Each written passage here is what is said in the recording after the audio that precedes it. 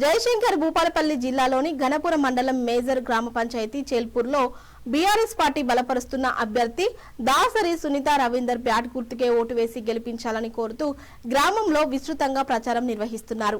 ఈ సందర్భంగా సునీత రవీందర్ మాట్లాడుతూ గ్రామంలో ఎన్నికల్లో పోటీ చేయొద్దని, ప్రత్యర్థులు ఉండకూడదని ఉద్దేశంతో అధికార పార్టీ నాయకులు అధికారుల బెదిరింపులకు పాల్పడుతూ దండయాత్రలు చేస్తున్నారని ఆగ్రహం వ్యక్తం చేశారు.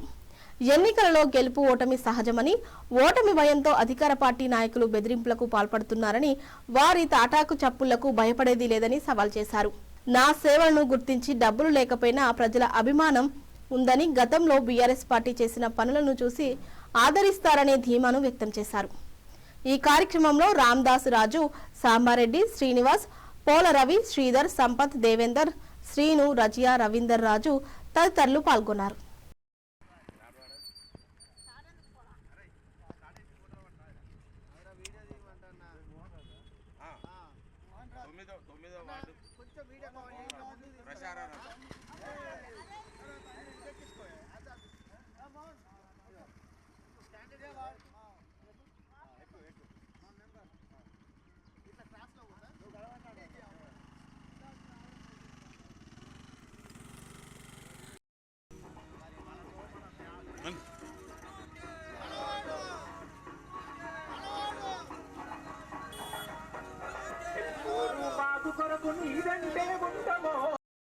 గణపురం మండలం తెలుపూరు మేజర్ గ్రామ పంచాయతీ పరిధిలో సర్పంచ్ అభ్యర్థిగా టీఆర్ఎస్ పార్టీ నుంచి పోటీ చేస్తున్న దాసరి సునీత రవీందర్ గారు పోటీ చేస్తున్నారు. ఇతనికి ఈ గ్రామంలో చాలా ఆదరణ ఉంది. ప్రజలతో సత్సంబంధాలు ఉన్నాయి. నాకు చాలా ప్రజలందరూ నన్ను ఆశీర్వదించి ఓట్లు వేసి గెలిపిస్తే నేను మరింత అభివృద్ధి చేశానని అంటున్నారు. నేను అభివృద్ధి చేస్తున్నాను.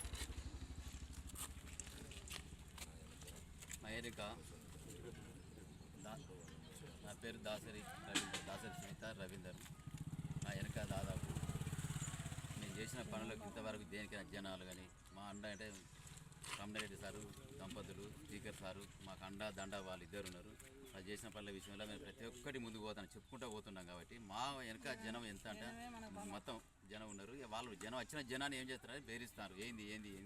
ఎందుకు పోతున్నారు, అసలు ఏది కారణం ఏంది, ఏముందని చేసిన అభివృద్ధి పనులు ప్రతి ఒక్క చెప్తే పోతా ఉంటున్నాను. అన్నీ చెప్పాలంటే నేను చెప్తాను. మిషన్ కాకతీయ ప్రతి ఒక్క చెరువు చేసినాం ఇక్కడ.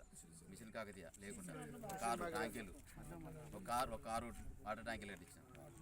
ప్రతి ఒక్క రోడ్డు మిషన్ గీత, ప్రతి ఒక్క ఇంటింటికి నల్ల, ఇక్కడ మెడికల్ కాలేజీ మా ఏరియా. కాబట్టి కలెక్టర్ దగ్గర పోవాలంటే రంగాలు పోతే దాదాపు ఒక 2-3 రోజులు టైం తీసుకునేది మాకు. అప్పుడు ఆయాంలో అక్కడ పని కాకుండా నెల రోజులు దినం పని కాదు. ఇవాళ ఒక్కడే రోజు పోతాను, ఒక్క రోజు పని చేసుకుని వస్తారు. ఇక్కడ కలెక్టర్ ఆఫీస్ అంత దగ్గర ఉండేది. ప్రతి ఒక్కటి మందపడక హాస్పిటల్ అంటే మేము అక్కడికి వరంగల్ అంటే ఎంజిఎం పోవాలంటే బాగా ఇబ్బంది పడేది.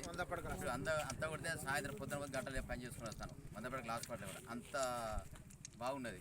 ప్రతి ఒక్కటి కూడా చెప్పుకోపోతాను. ఆర్టీఓ ఆఫీస్ కానీ ఏది ప్రతి ఒక్కటి జిల్లా లెవెల్ ఏమున్నాయో అన్ని రకాల మాకు బీఆర్ఎస్ చేసిన పార్టీ.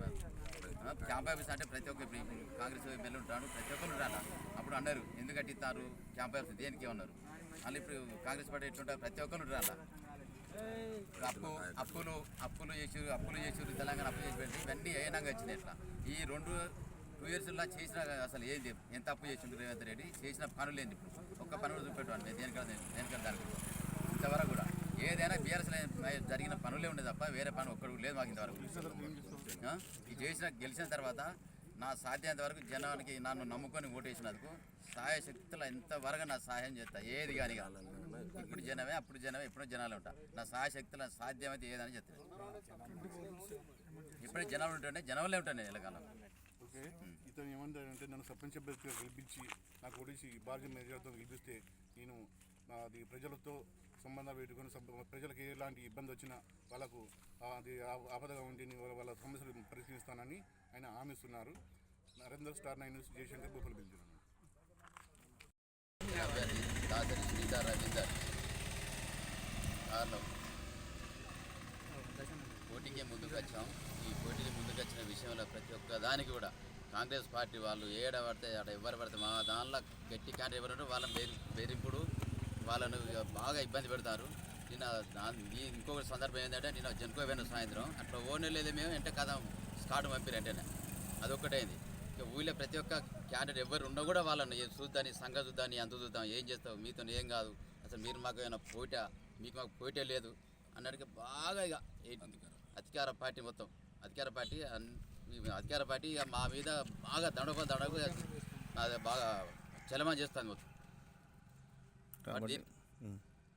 కాబట్టి దీనికి ఎవరి మన పోటీ అనేది దేనికి మన ఎలక్షన్ అనేది దాదాపు పోటీ ఎవరైనా చేస్తారు, ఓటమి గెలుపు. దాని విషయంలో మరి ఎందుకు అధికార పార్టీకి ఇంత భయం ఏంది, మా వారికి ఇంతగా ఒత్తిడి చేర్చలేదు కారణం ఏంది?